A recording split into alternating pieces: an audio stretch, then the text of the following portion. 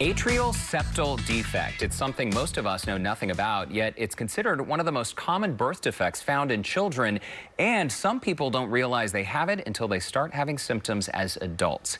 Here with what we need to know about this congenital heart defect, Dr. Richard Smalling, cardiovascular disease specialist with UT Health and Memorial Hermann, along with his patient, Al Wayner. Welcome to you both, gentlemen. Al, we're going to get your story in just a moment, but doctor, first let's start with you. So about half of people over age 40 with untreated cases of this will die of heart failure. Is that true? Well, I think that may be a bit of a stretch.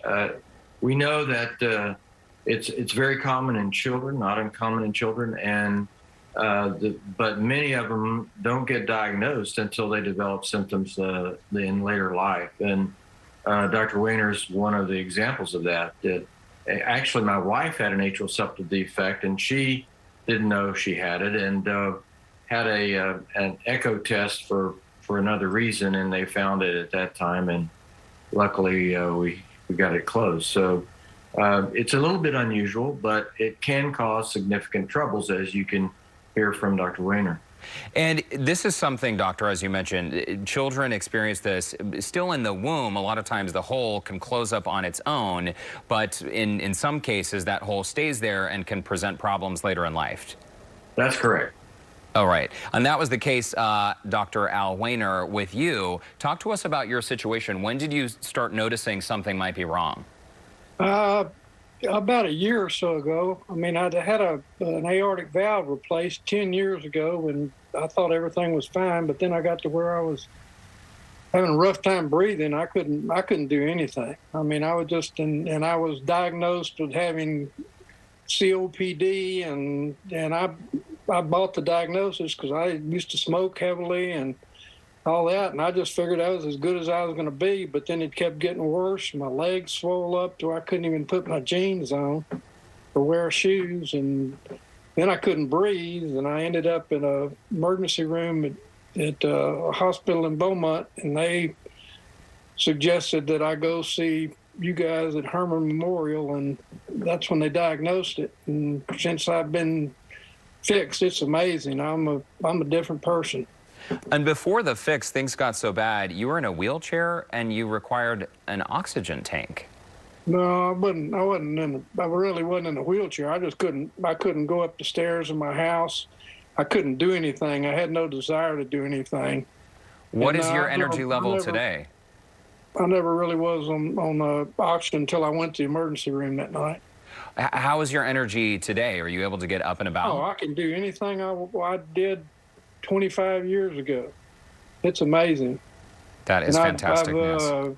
Dr. Smalling suggested, exercise, and in the background here, there's a exercise bike that I do 30 minutes a day, and I'm stronger now than I was a long time ago. It's phenomenal. That is great news. Dr. Smalling, so what are some of the symptoms and treatment options? I mean, what were you able to do in this case to help Dr. Wayner feel better? Well, he was a pretty complicated case. His cardiologist called me and said that he was coughing up blood. They were worried that he had a serious embolus, a clot in his lungs, and wanted to send him down. So when he got here, we started quickly running through a bunch of diagnostic tests and found out that he didn't have any clots in his lungs. Then we started looking into see if blood might be coming from his stomach and somehow getting back up. He didn't have that. And ultimately, we found that he had, the problem with one of his sinuses was causing the blood, but he was still short of breath. And the cardiac echo, which uses sound waves to bounce off the structures of the heart, demonstrated that he had this this hole in his heart, the upper chamber of his heart. And at that point, I think on the right side, you can see that little line across, which is the wall between the right atrium, the right-sided upper chamber, and the left atrium, the left-sided upper chamber. And the blood is going from the left atrium into the right atrium, and that puts a strain on his heart, causes the blood pressure in his lungs to go up. If you go to the next slide, so we go through the vein in the leg and went up and with a miniature echo probe, looked at the hole and also measured the hole. It was about an inch wide. Next slide shows unfortunately the video doesn't show it, but he had a big amount of flow going through the hole. We put in this device, and then on the right side you can see the device with a disc on the right atrial side, and then that's at the upper part, and a disc on the left atrial side on the lower part. And in the middle where the hole was, there's no hole anymore. And that demonstrated that he had an effective closure.